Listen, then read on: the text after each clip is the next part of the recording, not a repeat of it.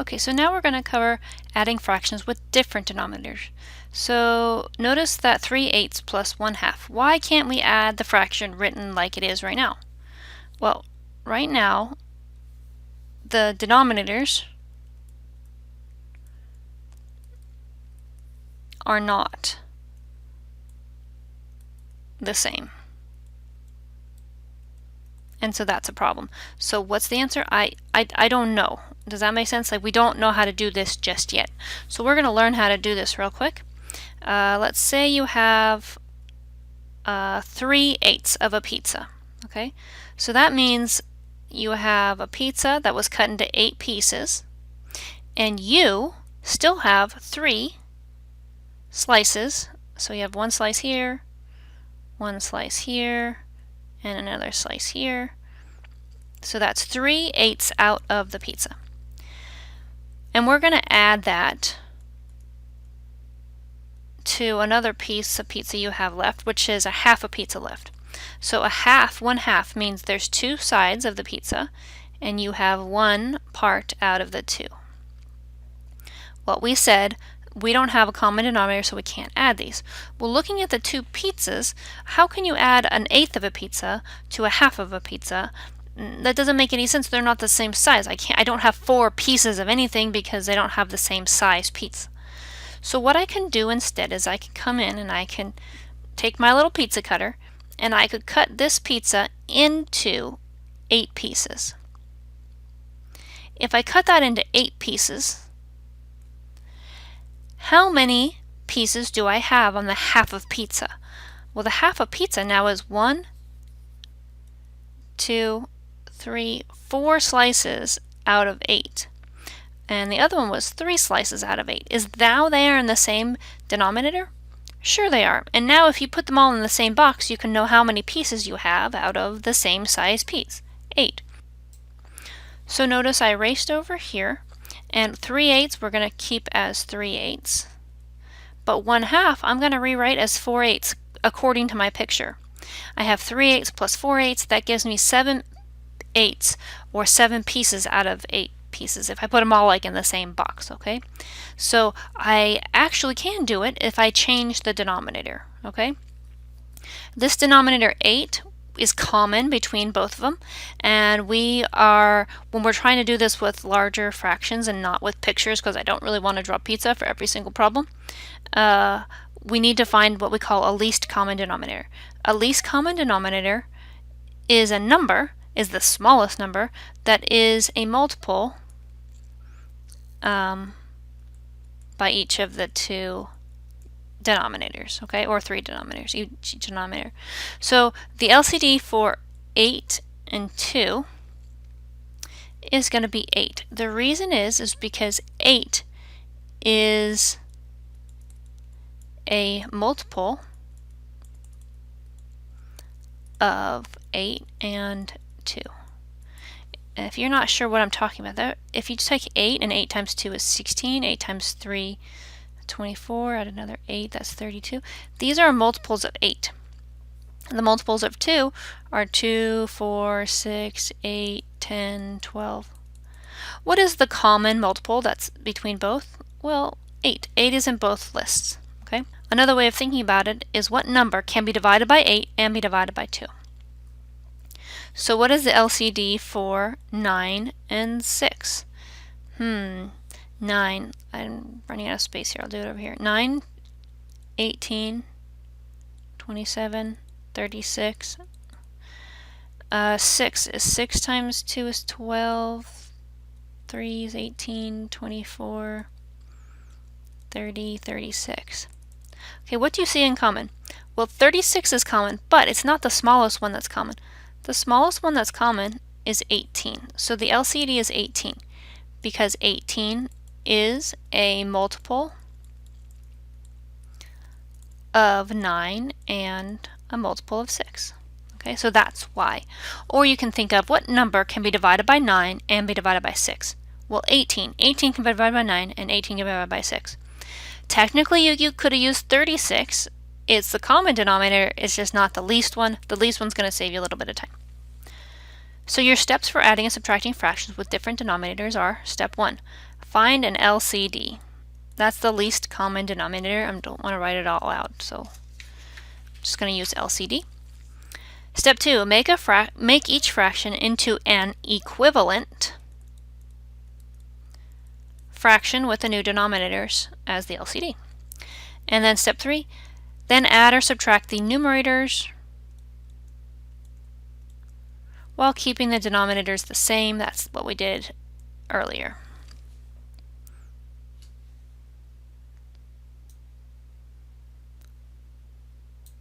Okay, so let's take a look at this first one.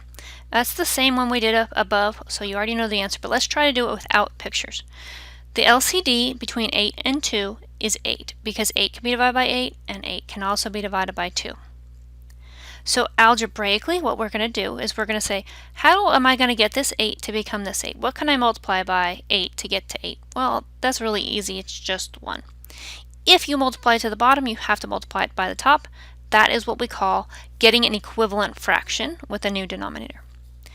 How about the next one? How am I going to get 2 to become an 8? Well, if I take 2 times 4, 2 times 4 is 8. If I do it to the bottom, I'll have to be fair and do it to the top. And I get 1 times 4 is 4. What I've just done is I've gotten equivalent fractions. 1/2 is the same thing as 4/8. Now, please, please, please do not try to reduce 4/8. If you try to reduce 4/8, you're going to get 1/2, which you're going to get right back to the original problem, and that's going to get you nowhere. Why do we do this LCD thing? So that we could have a common denominator, so I could add the tops. Okay, on the next problem, what's the LCD between 3 and 5?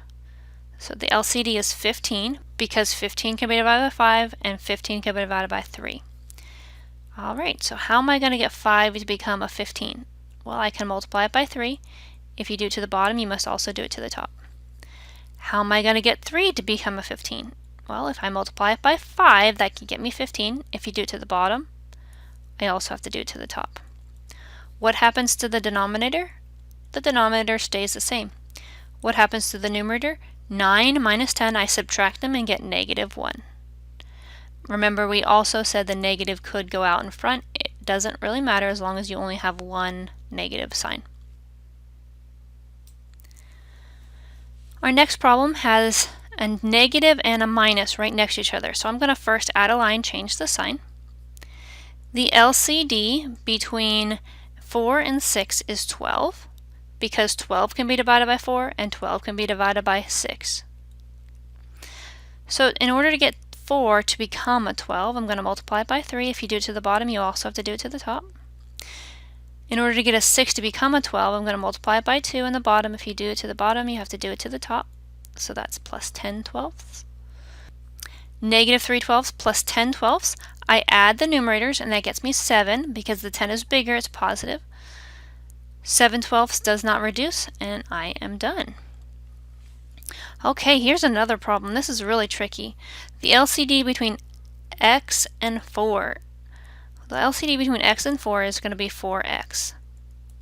Because they're not any of the same at all, like 4, when I'm doing x, I can do like x times 1 is 1x, x times 2 is 2x, 3x, 4x, and the first time that you see a 4 in there at all is going to be 4x. So the LCD is basically just multiplying 4 times x on that one. Which technically you can do on other problems. It might not be the least, but in this case it is the least because 4 and x don't have any common factors. To get x to be 4x, I'm going to multiply it by 4. If you do it to the bottom, you have to do it to the top, which gets me 20 over 4x. How do I get 4 to become 4x? Well, I have to multiply it by x. The bottom's going to stay the same, 4x.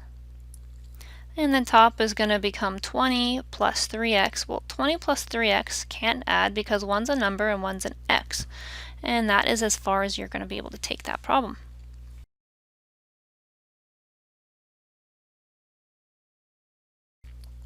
Now, the bottom two, 28 and 42, and then 24 and 18, the common denominators are getting a lot harder to find, right?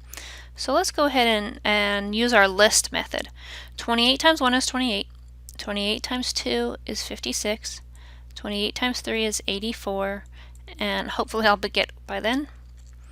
42. 42 times 1 is 42. 42 times 2 is 84.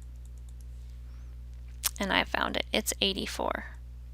So when the numbers get big, you can still get your LCD. You just have to take a little bit of time to do it.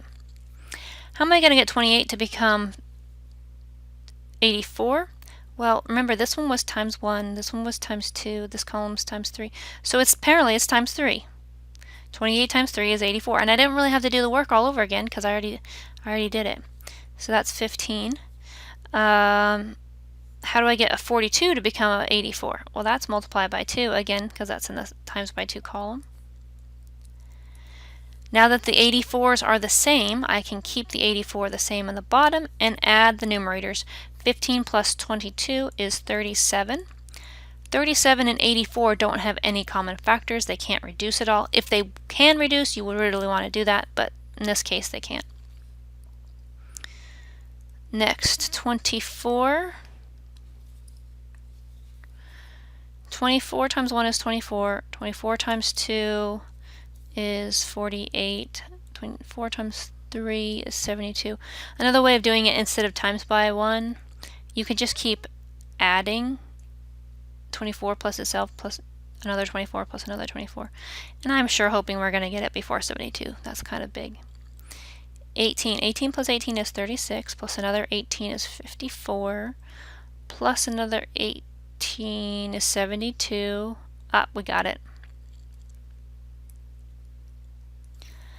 Alright, so I have 72 on both bottoms. So in order to get 24 to become 72, I multiplied that by 3. If you do it to the bottom, you have to do it to the top. Negative 11 times 3 is negative 33. 18. I want 18 to become a 72. Let's see, that's 1, 2, 3. Multiply by 4, so if you do it to the bottom, you also have to do it to the top. Notice the bottoms are the same, so that's 72 stays the same. The numerator, negative 33 minus 4 more, they're the same signs, so I add them and get 37 and keep their common sign negative. 37 is prime, and so it can't be divided by anything that 72 could be divided by, so I can't reduce it. And that concludes our lesson on fractions.